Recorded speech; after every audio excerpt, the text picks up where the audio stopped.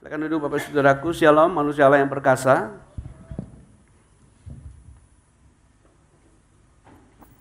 Lampu boleh dinyalakan Saudara.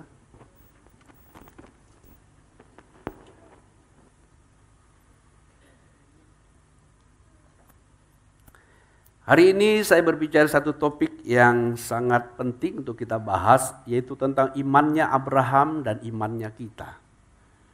Yang hendak saya maksudkan dengan topik ini adalah bercermin kepada imannya Abraham lalu membawa infek kepada imannya kita. Bercermin kepada imannya Abraham lalu kita membangun iman dalam kualitas yang lebih besar, lebih mulia. Saudaraku dikasih Tuhan, kita tahu persis Abraham dan sosok pribadi yang begitu luar biasa, yang diakui bukan saja di dalam tulisan kitab suci yang kita miliki, tapi diakui di luar sampai ke berbagai negara-negara lain secara khusus dalam Judaism, agama orang Yahudi, begitu diagungkannya Abraham itu.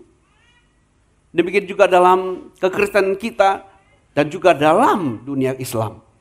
Saudara-saudaraku dikasih Tuhan, tentu ini sosok pribadi yang perlu kita pelajari apa saja yang Abraham imani. Bagaimana dia membuat imannya begitu efektif. Sehingga membuat begitu Tuhan terpesona dengan sosok pribadi ini. Sehingga dia disebut sebagai sahabat Allah. Bahkan begitu pentingnya Abraham. Sampai-sampai ketika Tuhan hendak menghukum Sodom dan Gomora. Dia mengatakan, akankah kusembunyikan hal itu dari Abraham? Saudaraku dikasih Tuhan. Nah, sebelum kita lebih lanjut mempelajari sosok iman Abraham ini, ada beberapa guidance, beberapa tuntunan, beberapa arahan yang harus kita pahami dalam memahami, mempelajari tokoh-tokoh Alkitab, secara khusus Perjanjian Baru. Pelajaran pertama, yang guidance pertama adalah bahwa saudara, supaya kita jangan mengulang kesalahan mereka. Ketika kita mempelajari tokoh Perjanjian Lama, supaya kita jangan mengulangi kesalahan mereka. Di sisi satu, di sisi yang lain, saudaraku, pembelajaran ini juga akan menolong kita bagaimana menumbuh kembangkan iman kita ke level yang lebih tinggi, saudara. Tuntunan yang kedua adalah ketika kita dalam mempelajari tokoh-tokoh Perjanjian Lama adalah dalam mempelajari mereka secara khusus, saudaraku, sekali lagi tokoh Perjanjian Lama ini, kita harus ingat bahwa apa yang membuat mereka beriman kepada Allah, apa yang membuat mereka percaya kepada Tuhan, berbeda dengan kita yang hidup di zaman anugerah Tuhan ini. Saya ulangi sekali lagi yang kedua, saudara. Bahwa ketika kita mempelajari tokoh-tokoh Perjanjian Lama, kita harus ingat bahwa apa yang membuat mereka beriman kepada Allah berbeda dengan kita yang hidup di zaman kasih karunia ini, saudaraku. Letak perbedaannya adalah yang pertama, pewahyuan kebenaran bagi mereka tidak selengkap yang kita miliki. Pengenalan tokoh-tokoh Perjanjian Lama akan Allah, materinya yang mereka miliki, sumber yang mereka miliki tidak selengkap, tidak sekomplit yang kita miliki.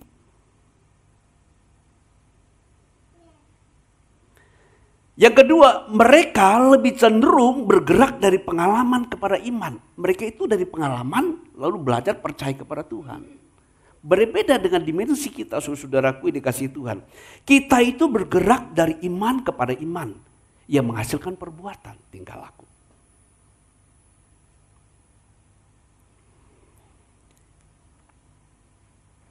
Sehingga pengalaman iman ini kita bergerak dari iman kepada iman yang menghasilkan perbuatan yang buat kita menciptakan pengalaman. Nah, ini jauh lebih tinggi, saudaraku. Jadi ada kalanya anak Tuhan itu ketika menghadapi sebuah persoalan, itu sebuah fakta dialami, mereka lebih dikuasai oleh realita itu. Tapi orang yang hidup oleh iman, saudaraku, dia tidak saja tidak dipengaruhi oleh realita yang dia hidupi di dunia ini, tapi dia bisa membuat realita yang baru dengan imannya. Dia bisa membuat sebuah realita yang baru dengan imannya. Ini level yang luar biasa, saudara-saudaraku dikasih Tuhan. Saudaraku dikasih Tuhan, yang ketiga, mereka itu bergerak dari melakukan untuk menjadi sesuatu. Menjadi apa yang Allah inginkan. Sedangkan kita dijadikan oleh Allah dan menjadi untuk bertindak sesuai dengan apa yang terjadi dengan kita.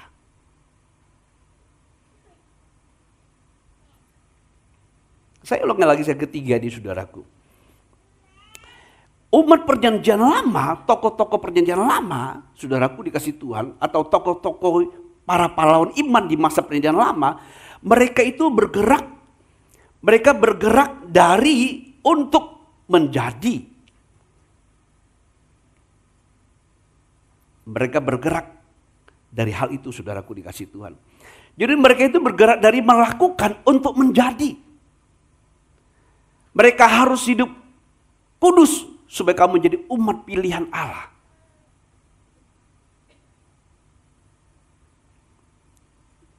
Hiduplah kudus supaya kamu menjadi umat kesayanganku. Jadi gerak mereka berbeda, saudaraku kasih Tuhan, dengan kita. Sedangkan kita itu dijadikan, sudah jadi untuk berbuat sesuai dengan apa yang terjadi dengan kita. Mereka membutuhkan janji-janji Allah dan bergantung kepada janji Allah untuk memperolehnya. Sedangkan kita, saudara-saudara kasih Tuhan, kita menerima pernyataan-pernyataan Allah tentang siapa kita dalam Kristus yang adalah realitas kita. Kita tidak mengharapkan janji Allah menggenapi menjadikan kita seperti Dia janjikan. Tapi kita menerima pernyataan-pernyataan firman Allah yang komplit tentang apa yang diperbuat bagi kita dalam Kristus. Lalu kita masuk dalam realita yang Dia firmankan. Ini beberapa guidance yang sudah perlu pahami. Yang terakhir, saudaraku dikasih Tuhan, mereka itu bergerak atau lebih sadar kepada dunia fisik. Sedangkan kita, saudaraku, kita bergerak dari dimensi roh. Baru kita bertindak menyatakan di dunia fisik, saudaraku dikasih Tuhan. Kita bergerak dari dalam untuk keluar, saudaraku. Ini beberapa tuntunan. Lalu ada dua pertanyaan penting yang akan menuntun kita dalam memahami kebenaran pagi ini adalah, apa yang diimani oleh Abraham? Dan bagaimana Abraham menggunakan imannya? Saudara, kalau saudara membaca di dalam Kejadian pasal 12 sampai pasal yang ke-22, saudaraku, itu kisah tentang Abraham komplit, lalu belakang-belakangan bicara setelah Ishak lahir, saudara kan menemukan banyak hal ketika Allah berjanji kepada Abraham dan Abraham seringkali menunjukkan keraguan apa yang Allah janjikan. Saya coba inventaris beberapa hal, saudaraku dikasih Tuhan, tapi karena waktu saya tidak bisa kutip semua ayat ini. Apa yang Abraham imani? Yang Abraham imani, yang diimani oleh Abraham adalah apa yang telah Allah janjikan kepadanya. Seperti ditulis dalam Kejadian 13, 14, 17, 15, 5 dan 7 tentang menjadikannya, memberkati Abraham dan keturunannya, menjadikan sebuah bangsa yang besar, yang olehnya semua bangsa akan diberkati, memberikan tanah Kanaan menjadi milik pusaka Abraham dan keturunannya. Allah mengulang janji ini dalam beberapa kali, pasal 13, 15, 17 kepada Abraham. Tapi saudaraku dikasih Tuhan,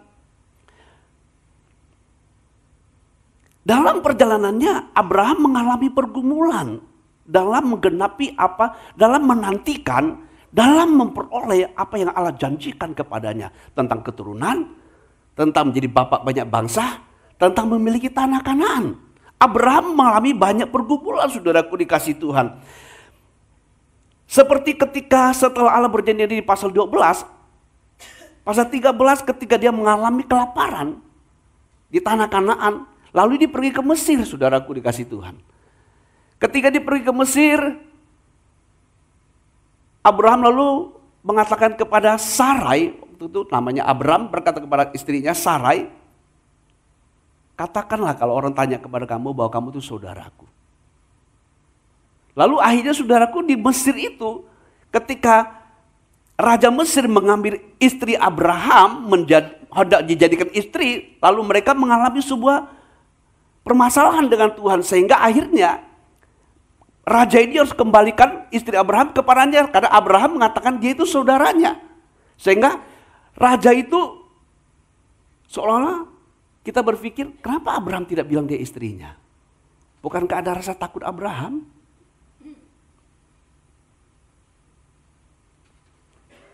Ini ada dua peristiwa saudaraku, tapi ini di pasal yang ke-13, tapi di pasal-pasal berikutnya saudaraku dikasih Tuhan, Abraham mengalami lagi satu masalah setelah Allah meneguhkan berkali-kali tentang janjinya dia. Ketika dia pergi ke Gerar, saudaraku dikasih Tuhan, lalu bertemu dengan Raja Abimelek. Dia menjadi seorang pendatang di negeri itu. Raja ini juga hendak mengambil istrinya. Tapi ketika dia ambil, lalu Tuhan menyatakan kepada raja ini tentang siapakah Sarai ini, saudaraku dikasih Tuhan. Lalu akhirnya Raja Abimelek mengembalikan istrinya kepada Abraham. Lalu Abraham mengatakan, saya kira tidak ada orang yang takut akan Tuhan di negeri ini. Abraham mengatakan demikian, saudaraku dikasih Tuhan. Tentu ini menunjukkan sebuah pergumulan Abraham dalam perjalanannya menggenapi atau menerima apa yang Allah janjikan kepadanya. Oleh sebab itu saudaraku, ketika kita mempelajari hal ini, jangan sampai kita tersandung akan perjalanan imannya Abraham. Itu sampai kepada Abraham berumur 85 tahun. Allah berjanji kepada dia, meminta atau memerintahkan dia keluar dari Ur Kasdim, dari orang tuanya, pergi ke tanah Kanaan ketika dia umur 75 tahun. 10 tahun kemudian, dia masih tetap mengalami pergumulan akan imannya kepada Allah, saudara-saudaraku. Bahkan saudara-saudara, demikian juga ketika Allah berbicara tentang akan memberikan keturunan kepadanya. Dia berkata kepada Tuhan, kita buka di dalam Kejadian pasal yang ke-17, saudaraku dikasih Tuhan. Kejadian 17. Kejadian 17 ayat 15. 17 dan 18, saudaraku dikasih Tuhan. Mari kita lihat bagian ini. Ya, Kejadian pasal yang ke-17 ayat 15, saudaraku, mengatakan selanjutnya Allah berfirman kepada Abraham tentang istrimu Sarai. Janganlah engkau menyebut dia lagi Sarai, tetapi Sarah, itulah namanya. Terus ayat berikut. Aku akan memberkatinya dan dari padanya juga aku akan memberikan kepadamu seorang anak laki-laki, bahkan aku akan memberkatinya sehingga ia menjadi ibu bangsa-bangsa, raja-raja bangsa-bangsa yang akan lahir daripadanya. Berikut 17, lalu tertunduklah Abraham dan tertawa. Coba lihat. Lalu tertunduklah Abraham dan tertawa serta berkata dalam hatinya. Ini umurnya sudah semakin tua, saudaraku. Abraham sudah mendekati hampir 100 tahun. Dia mengatakan apa? Mungkinkah bagi seorang yang berumur 100 tahun dilahirkan seorang anak? Mungkinkah Sarah yang telah berumur 90 tahun itu melahirkan seorang anak? Bukankah itu menunjukkan sebuah keraguan, saudara? Halo? Ini umurnya sudah hampir 100 tahun. Dan Allah sudah berulang kali, yang tadi saya mengutip beberapa ayat malah di pasal 13, pasal 15, pasal 17, pasal yang berulang kali Allah meneguhkan. Bahkan yang lebih 18, coba 18. Ini Ismail sudah lahir. Dia mengatakan, dan Abraham berkata kepada Allah, sekiranya Ismail diperkenankan hidup di hadapanmu. Coba. Saudara-saudaraku dikasih Tuhan, jadi ketika kita perhatikan di bagian ini, Abraham tentu imannya mengalami sebuah progres, ya. Karena pewahyuan Allah kepada Abraham tidak sebanyak yang kita miliki. Makanya saya mengatakan jangan sampai kita tersandung ketika kita mempelajari imannya tokoh-tokoh perjanjian lama. Saudaraku yang dikasih Tuhan, lalu ayat pasal 18, ayat yang ke-12. Ya. Ini kan tadi 17. Sekarang tentang Sarah, saudaraku. 18 ayat ke-12. Ketika 3 orang dalam penampakan, atau disebut Theophany, salah satunya adalah malaikat khusus, itu malaikat Tuhan. 2 ini malaikat juga.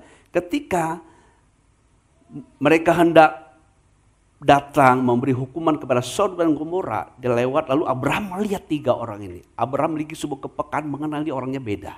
Lalu Abraham menyambut mereka. Ketika disambut, lalu Abraham menyuguhkan, menjamu mereka dengan makanan. Lalu malaikat itu berkata kepada Abraham tentang bahwa Sarah tahun depan akan punya anak. Lalu saudaraku, kita perhatikan apa reaksi Sarah ketika mendengar itu. Jadi tertawalah Sarah dalam hatinya, katanya, akan birahikah aku setelah aku sudah layu sedangkan tuanku sudah tua.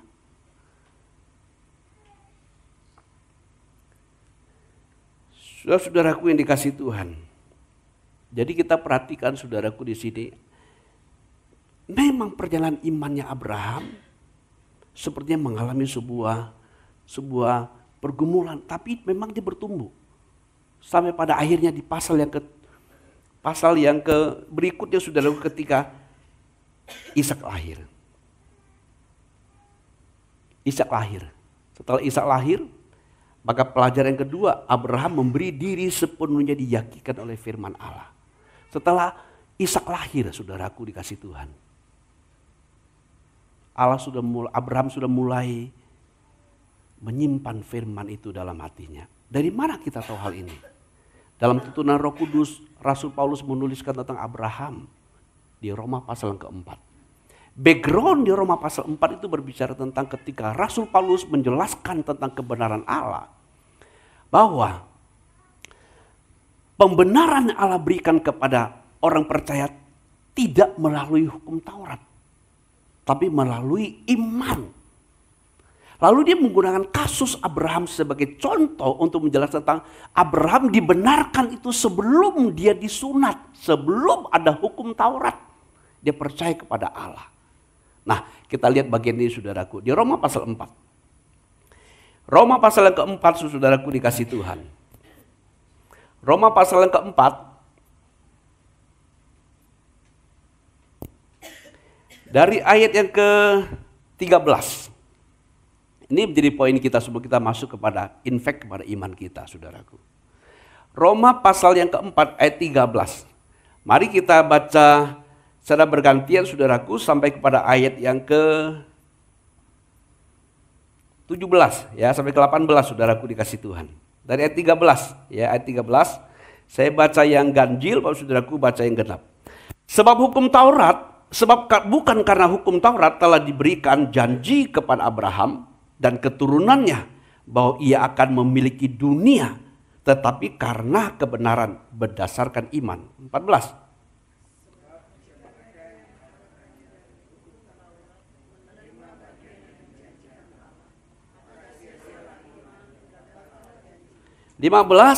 Karena hukum Taurat membangkitkan murka, di mana tidak ada hukum Taurat, di situ tidak ada juga pelanggaran. 16.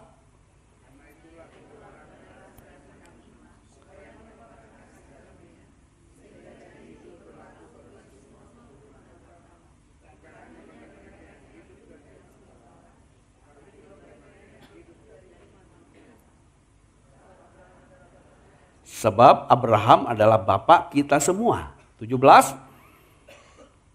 Seperti ada tertulis, engkau telah kutetapkan menjadi bapak banyak bangsa.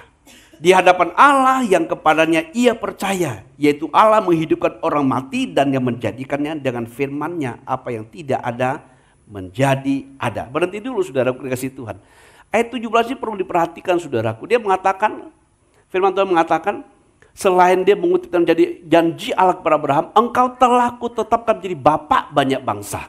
Di hadapan Allah yang kepadanya Abraham percaya, yaitu Allah yang menghidupkan orang mati dan menjadikannya dengan firman-Nya apa yang tidak ada menjadi ada. Apa kaitannya dengan orang mati, saudaraku? Ini sudah bicara tentang tahap imannya Abraham setelah Ishak lahir. Ketika Allah memerintah kepada Abraham supaya mempersembahkan Ishak, anaknya yang tunggal itu, anak perjanjian itu, dia persembahkan. Dia rela persembahkan. Setelah dia tahu bahwa Allah menggenapi janjinya, dia belajar dari pengalaman membangun imannya. Ishak sudah lahir. Secara rasio tidak mungkin dia memiliki keturunan. Atau lebih tepat, Sarah tidak mungkin punya anak karena rahimnya sudah tertutup. Abraham masih punya benih. Tapi Sarahnya, istrinya yang sudah tidak mungkin melahirkan. Tapi Allah lakukan sebuah mujizat, saudaraku, dikasih Tuhan. Sehingga dari situ, dari pengalaman itu, Abraham meneguhkan hatinya. Tuhan itu Maha Kuasa. Dia baru tahu tentu El Shaddai.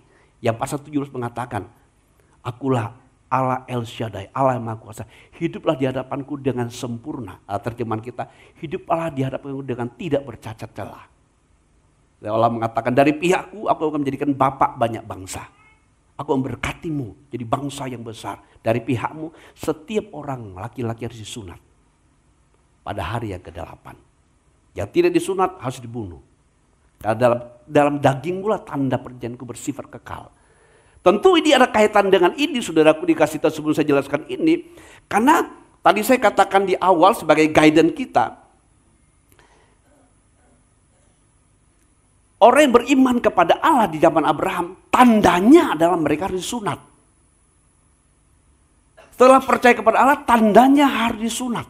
Lalu kita, saudaraku, setelah itu beriman kepada Allah, tandanya juga adalah sunat.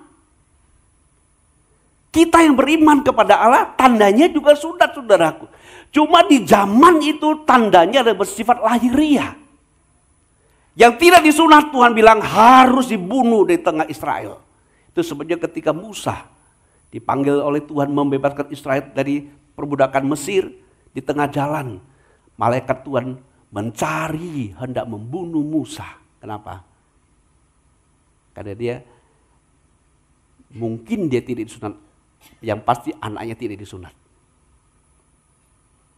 Sehingga istrinya buru-buru menyunat anaknya, lalu kulit katan dikenakan ke kaki Musa. Sehingga malaikat tidak jadi bunuh Musa. Maka istrinya mengatakan, kamu pengantin darah bagiku. Sunat itu sangat penting di zaman itu. Bahkan ketika Daud menghadapi Goliat, saudaraku dikasih Tuhan, dia bisa mengalahkan Goliat hanya percaya kepada perjanjian sunat.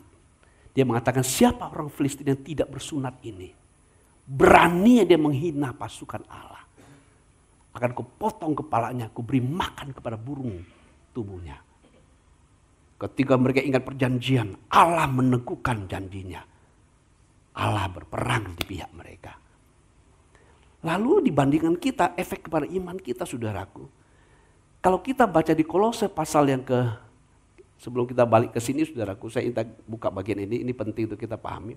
Di Kolose pasal yang kedua. Di Kolose pasal yang kedua, saudaraku dikasih Tuhan. Kolose pasal yang kedua. Ayat yang ke-11. Sebab setelah kita beriman kepada Kristus, setelah kita memiliki iman yang bermula berakar imannya Abraham, kita memiliki tanda yang sama yang disebut dengan sunat di masa itu, tapi sunat di masa kita sekarang juga. Yang disebut dalam Kolose pasal 1 ayat 11 ini.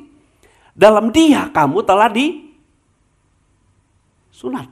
Di dalam Kristus kita telah disunat, bukan dengan sunat dilakukan oleh manusia. Bukan yang lahiriah. Tetapi dengan sunat Kristus. Apa itu sunat Kristus?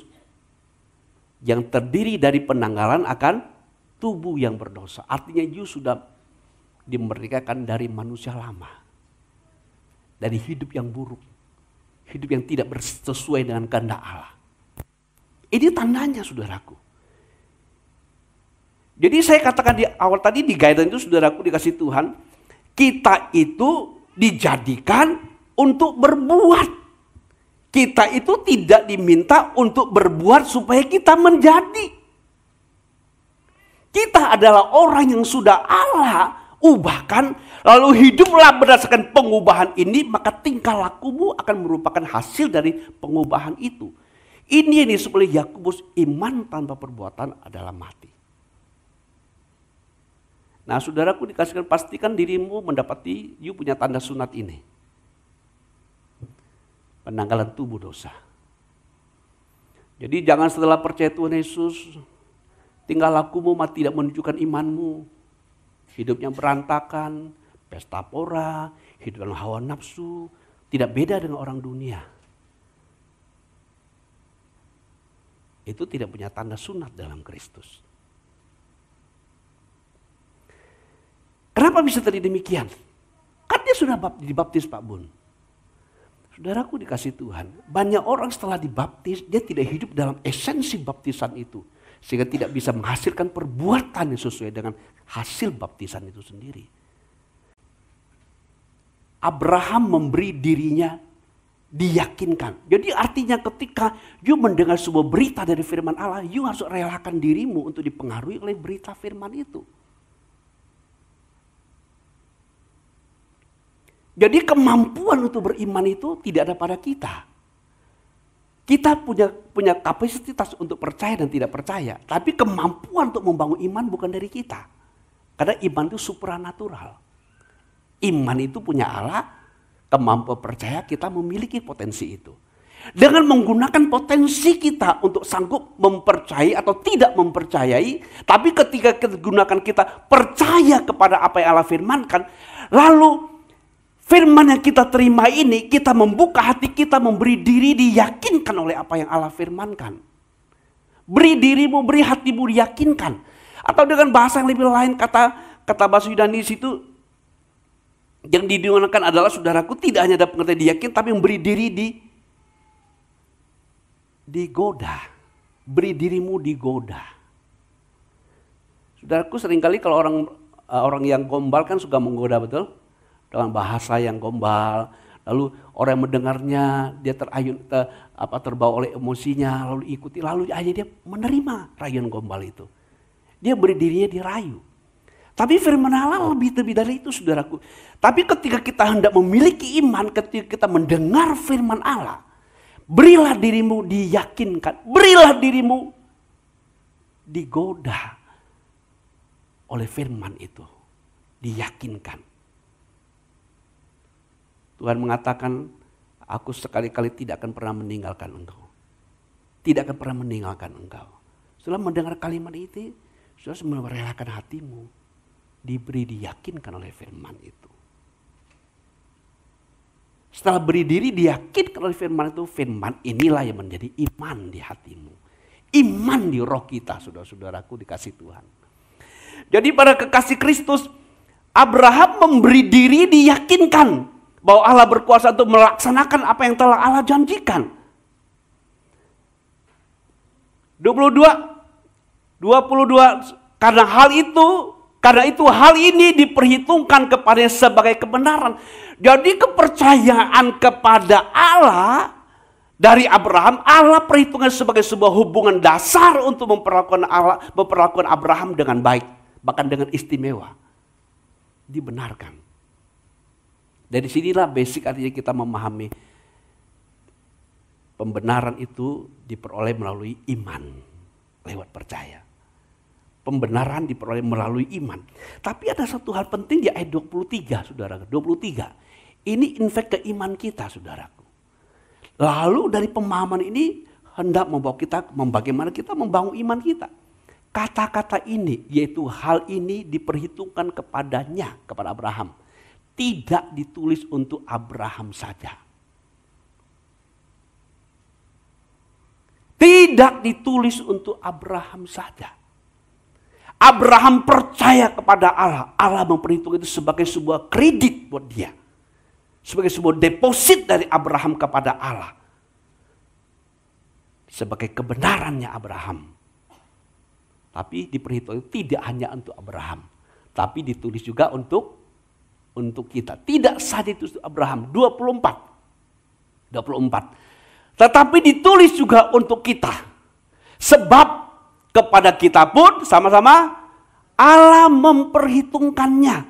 Karena kita percaya kepada Dia yang telah membangkitkan Yesus Tuhan kita dari antara orang mati. Jadi saudaraku, hubungan dasar dengan Allah kita peroleh berdasarkan percaya kita kepada Allah. Lalu Allah memberikan kualitasnya kepada kita, kebenarannya. Sehingga kita bisa bersekutu dengan Dia. Iman itu kualitasnya Allah, saudaraku. Iman itu kualitasnya Tuhan. Jadi dari pembelajaran tentang imannya Abraham secara khusus di masa-masa setelah Ishak lahir dan kemudian dia melakukan apa yang Allah perintahkan mempersembahkan Ishak itu, Paulus sedang menjelaskan kepada kita dengan feedback ke belakang tentu di pasal 15 ketika Allah suruh Abraham menghitung langit, bintang di langit. Demikianlah keturunanmu nanti. Alkitab mengatakan, Kejadian 15:6 mengatakan, lalu percayalah Abraham kepada Allah. Allah memperhitungkan hal itu kepadanya sebagai kebenaran. Disuit lebih dalam kepada kita saudaraku tentang persembahan Ishak. Bagaimana Abraham yakin Allah sanggup membangkitkan orang mati sekalipun. Sanggup menjadikan tidak ada menjadi ada. Lalu disuit kepada kita tentang ketika kita percaya kepada Kristus. Percaya kepada karya Allah mengutus Yesus. Melakukan karya besar karena kita, demi kita, untuk kita. Kita percaya Allah perhitungkan sebagai kebenaran kita. Atau dengan bahasa yang lain, kali ini bahasanya agak susah dipahami. Apa arti diperhitungkan jadi kebenaran? Begini saudaraku, saya pakai bahasa yang lebih sederhana. Ketika saya percaya kepada Allah yang mengutus Yesus Kristus. Bahwa Yesus itu datang karena saya. Dia mati untuk saya, dibangkitkan untuk saya. Ketika saya percaya kepada berita ini, maka Allah memberikan sebuah modal buat saya. Apakah modal? Hidup dari Kristus diberikan kepada saya. Kebenaran Kristus diberikan kepada saya. Ini menjadi modal saya untuk bersekutu dengan Allah. Membuat saya dilahirkan dari roh. Diberi kesucian Allah. Lalu inilah membuat saya mampu memiliki sebuah hubungan yang benar dengan Allah. Memiliki. Dan ini jauh lebih dalam apa yang dipahami oleh Abraham. Jauh lebih dalam saudaraku. Itu sebabnya di ayat yang ke-25 saudaraku. Yang berbicara dari bertolak dari imannya Abraham menuju kepada iman kita. Yaitu Yesus yang telah diserahkan karena pelanggaran kita. Dibangkitkan karena pembenaran kita. Kalau Abraham percaya kepada Allah, Allah perhitung sebagai kebenaran. Artinya sekarang Abraham, you bukan orang luar lagi. You orang dalamnya aku. Maka aku mau lakukan apapun, aku akan kasih tahu kepadamu. Termasuk menghukum Sodom Gomora. Karena Abraham percaya, maka Abraham jadi orang dalamnya Allah. Kita jauh lebih lagi saudaraku. Bukan saja kita percaya kepada Allah di dalam Kristus, lalu kita menjadi orang dalamnya Allah. Tapi dengan menjadi dalamnya Allah, kita terlebih lagi diberi kualitasnya Allah di dalam batin kita. Yaitu kebenaran Kristus. Kebenaran Kristus. Kesucian Kristus. Jadi ketika kita hendak menjalani hidup ini dengan penuh penyertaan Allah, penuh dengan kemuliaan Allah, kita harus hidup berdasarkan iman ini. Harus dengan sadar apa yang telah Allah berikan kepadamu. Simpan di hatimu dan pakai perbaharui jiwamu. Hidup dalam kesadaran demikian. Maka you akan mendapati apa yang Allah firmankan semuanya ya dan amin. Ya dan amin saudaraku dikasih Tuhan. Jadi ini poin penting yang perlu kita pahami saudaraku dikasih Tuhan. Berkenaan dengan hal ini.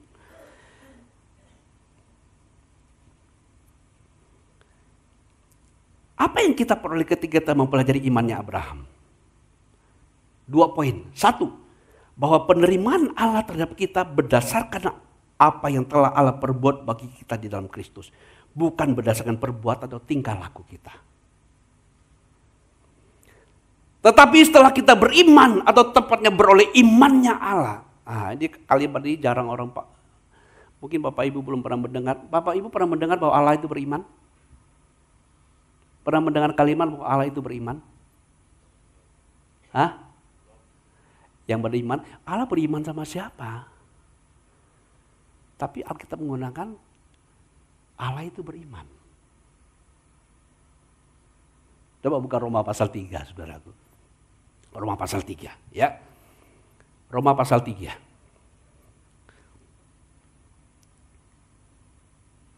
Roma pasal 3, saudaraku, dari ayat 1 dan 2.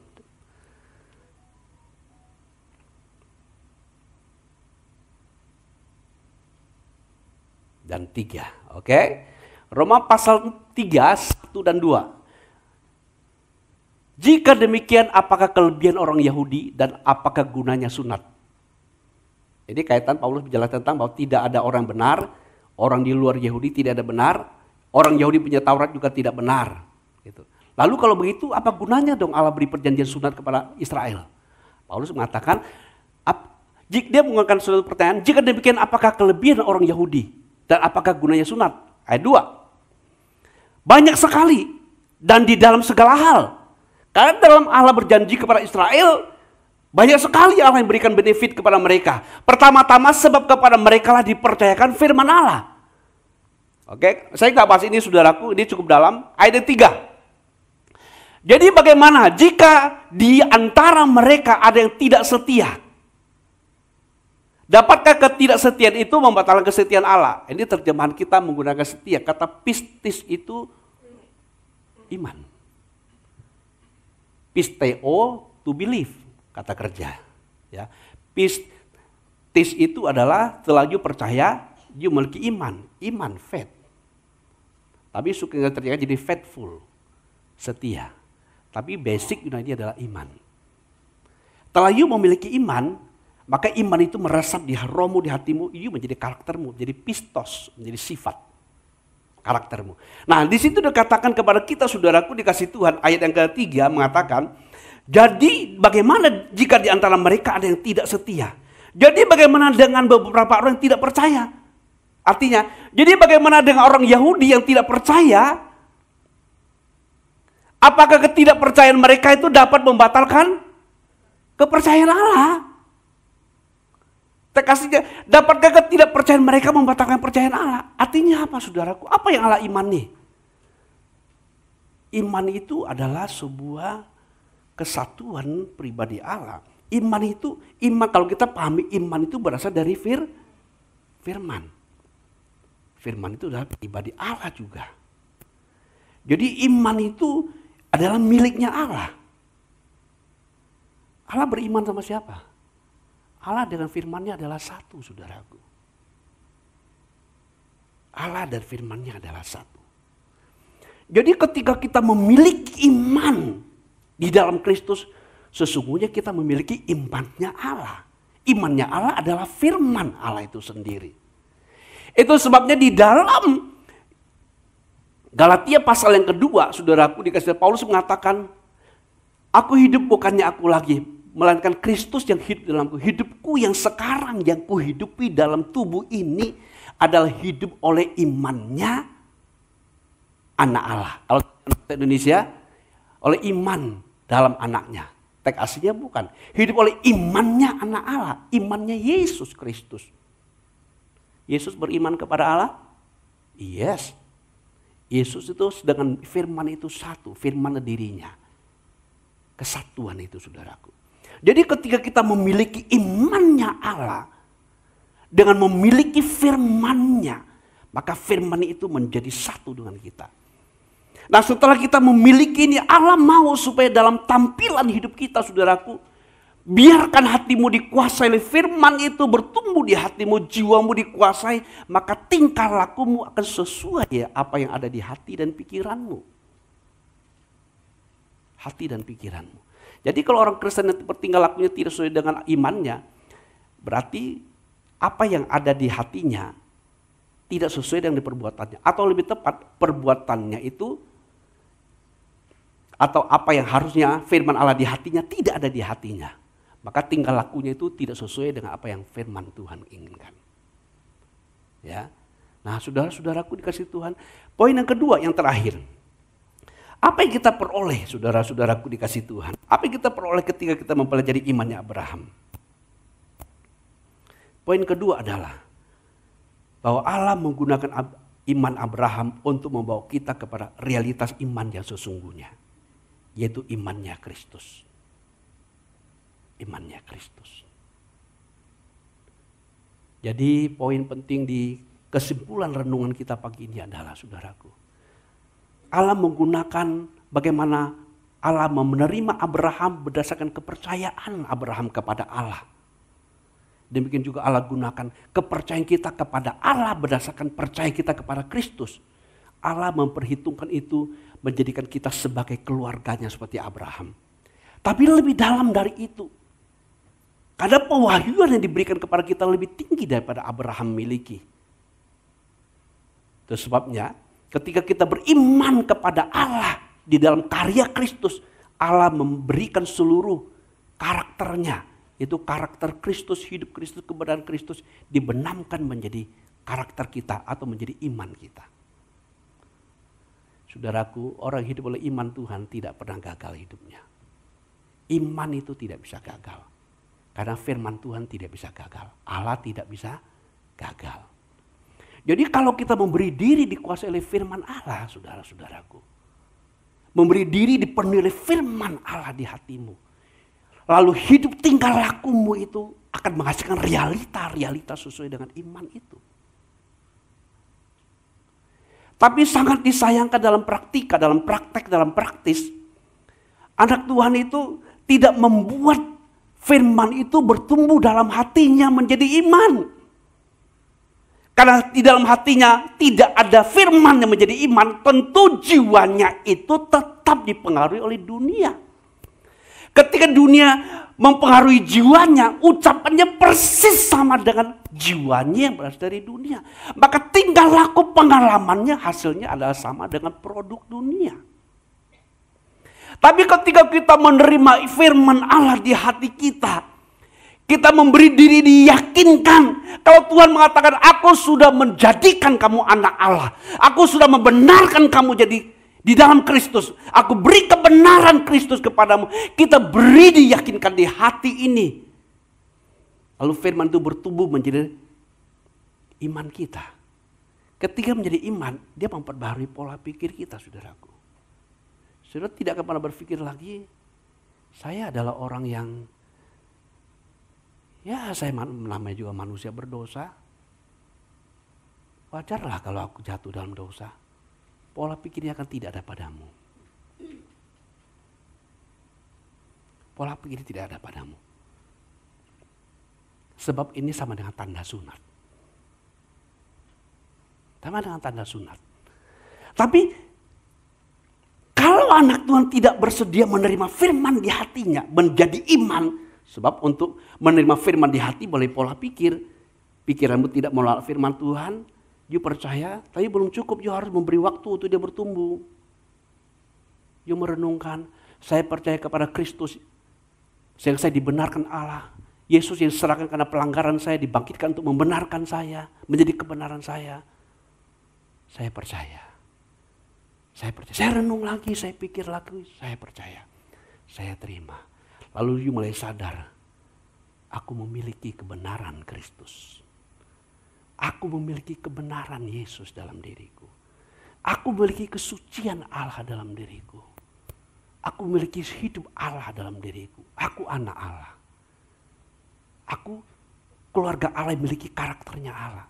Karena firman itu bertumbuh dalam batinmu. Lalu you mulai membaharui jiwamu. Pola pikirmu sudah mulai berubah, saudaraku. You tidak lagi berpikir seperti orang dunia. Namanya hidup ini seperti roda. Kadang di atas, kadang di bawah. Kalau dia berputar pas berhentinya kamu di atas, kamu di atas. Kalau berhentinya pas di bawah, you di bawah. Jadi hidup ini tidak ada yang menentu. Itu dunia. Tapi pola pikirmu berubah, saudaraku. Aku adalah umat pilihan Allah. Aku memiliki hidupnya Allah. Aku adalah keturunan ilahi. Aku bersekutu dengan Allah dalam Kristus Yesus. Hidupku di dunia ini harus jadi berkat. Karena aku adalah pembawa berkat. Aku memiliki hikmat Allah dalam diriku. Kristus hikmat saya. Kristus kebenaran saya. Kristus kesucian saya. Kristus kemerdekaan saya. Kalau pola pikir berkat saudara miliki, you membuat roh Allah kondusif bekerja dalam dirimu. You mendapati roh kudus mendapati dirimu siap untuk dipenuhi dengan kuasa dan wibawa Allah. Iman ini yang kita miliki, saudaraku. Tapi kalau anak Tuhan sekali lagi setelah mendengar berita-berita kebenaran, mendengar masuk kuping kanan, keluar kuping kiri. Ketika dibahas firman Tuhan, semangat telah bahas, setelah selesai. Tidak pernah firman itu ditaruh di hatinya. Memberi waktu supaya dia bertumbuh. Tidak mungkin dia bisa mengalami realita apa yang Allah katakan. Tidak mungkin, saudaraku. Jadi hari ini kita berbahagia sebab bukan hanya kepada Abraham Allah perhitungan menjadi kebenaran. Allah perhitungkan imannya Abraham jadi kebenaran. Abraham jadi orang yang sangat luar biasa di hadapan Tuhan. Halo? Luar biasa nggak Abraham di hadapan Tuhan? Luar biasa sehingga dia menjadi tokoh dalam boleh tanda tokoh utama bagi bangsa Israel ini, Abraham. Karena percayanya. Demikian juga dengan kita yang beriman kepada Kristus. Hal ini diperhitungkan kepada kita. Jangan mengulang kesalahan Abraham. Di masa-masa awal keimanannya dia. Allah sudah berjanji, dia berusaha coba pakai merasionalisasi. Saya kira tidak ada takut Allah di sini. Maka you katakan kamu itu saudaraku, bukan istriku. Dia coba memakai logika ini, saudaraku. Mengatasi hidup dengan caranya. Apalagi lebih parah lagi, Sarai istrinya. Kayaknya Allah sudah, kalau boleh pakai bahasa saya, kayaknya Allah berjanji, kayaknya sudah gak jadi deh. Ini Hagar nih, lu hampiri supaya punya keturunan. Siapa tahu Allah mau beri kita keturunan lewat Hagar. Dia berusaha bantu Allah, saudaraku. Bagaimana kita tidak mengulang kesalahan iman Abraham ini di awal prosesnya? Miliki firman itu. Secara khusus tentang perbuatan Allah bagi kita dalam Kristus. Percaya, beri dirimu diyakinkan. Bahwa Allah sudah memberkati kita. Sudah memberikan kebenaran yang buat kita. Biar itu bertumbuh di hatimu jadi iman.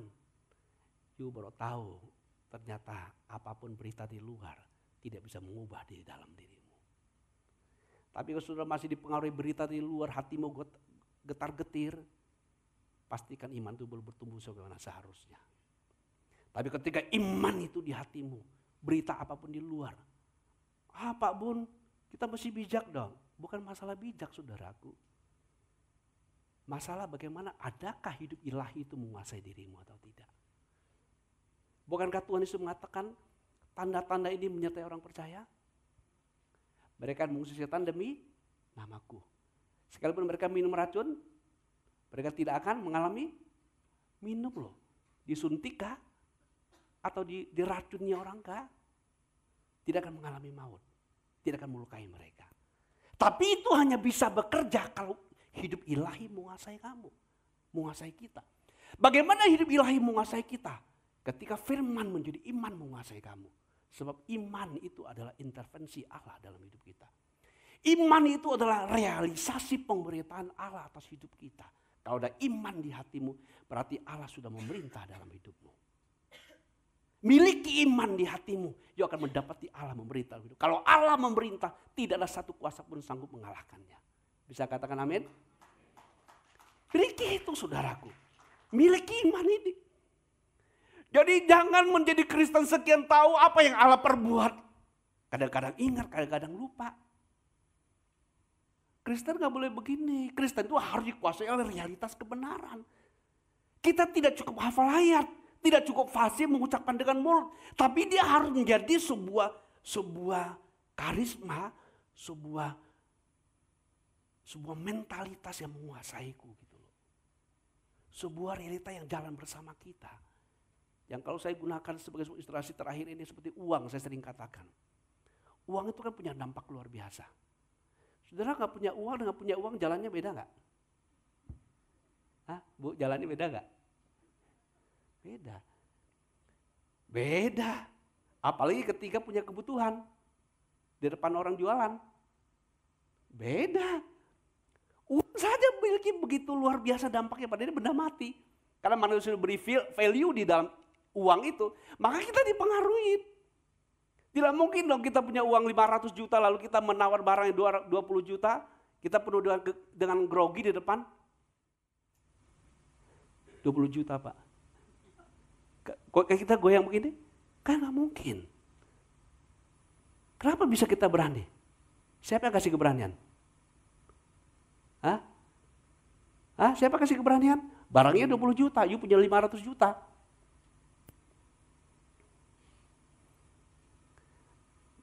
Kadang-kadang orang jadi arogan. Dia belagu 50 juta juga gue beli. Kadang aku punya 500 juta. Karena saking begitu uang memberikan sebuah mentalitas yang beda. Tahukah firman jauh lebih hebat dari ini? Tahukah saudara? Iman itu adalah punya Tuhan. Firman itu punya Tuhan. Firman itu Allah itu sendiri. Jadi kalau kita dikuasai firman, kita tidak mungkin arogan. Tidak mungkin duniawi. Dan you hidup dalam semua penggenapan janji Allah. Realita Tuhan, you bisa menciptakan apa yang Allah mau. Kenapa? Karena kita di dunia ini adalah dutanya Kristus. Membangun sebuah promosi kerajaan Allah di dunia ini. Jadilah kuat oleh firman Allah.